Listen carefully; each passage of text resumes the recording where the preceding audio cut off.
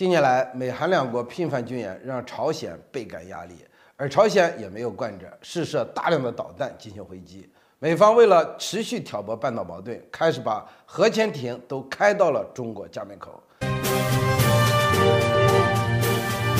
据韩联社报道，美国核动力潜艇斯普林菲尔德号已经停靠在了韩国的釜山。随后，韩媒表示，在即将到来的美韩军演中，尼米兹号航母很有可能会现身半岛，并停泊在釜山。众所周知，核潜艇是一种战略武器。虽然美国时常开着航母在海上自由航行，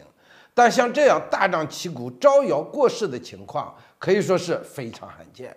那韩美之所以这么一反常态，明显是有意升级对朝鲜的军事压力，以便进一步激化半岛局势。从近段时间发生的事情来看，朝鲜在美韩大型军演的背景下，不得不试射火星15洲际导弹来震慑美国。别看体量不大，但火星15洲际导弹是可以打击美国本土的。如今核潜艇进入半岛，这让朝鲜感到了巨大的压力。朝方随即发布警告，称不排除将美国的挑衅视为宣战。而美韩在中国的家门口对朝鲜进行极限施压，对中国也有一定的影响。我们要知道，核潜艇所在的韩国釜山港距离中国的山东半岛最短距离大概是190公里。虽然目前为止美韩都没有公布斯普林菲尔德号的火力配备，但按照常理来说，美国核潜艇一般都会配备战斧导弹，有效打击距离高达2000公里。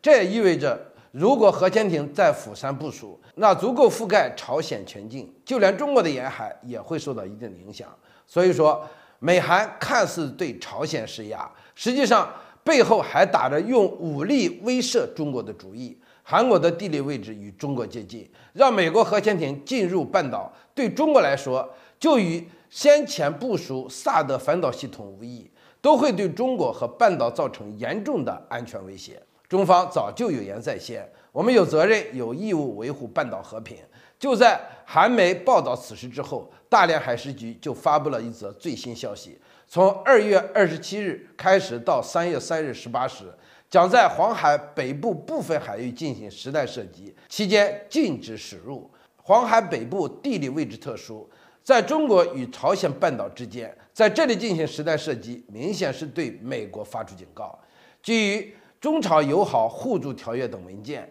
美韩联合对朝鲜施压，就在一定程度上等同于施压中国。为了稳定半岛局势，中国拿出行动进行警告，也是希望美国能够停止拱火行为。但就目前的情况来看，美国是不会放弃在半岛局势上拱火的。一来，美国要利用朝鲜和韩国的关系，控制韩国进一步倒向自己；二来是遏制中国发展，给我们施压。可以预见的是，在未来，半岛的局势将继续升温，而我们要做的就是要继续提升自己的实力。如果美国继续选择火上浇油，那中方也会用实际行动对美国的霸权说不。好，感谢收看本期节目，我们下期再见。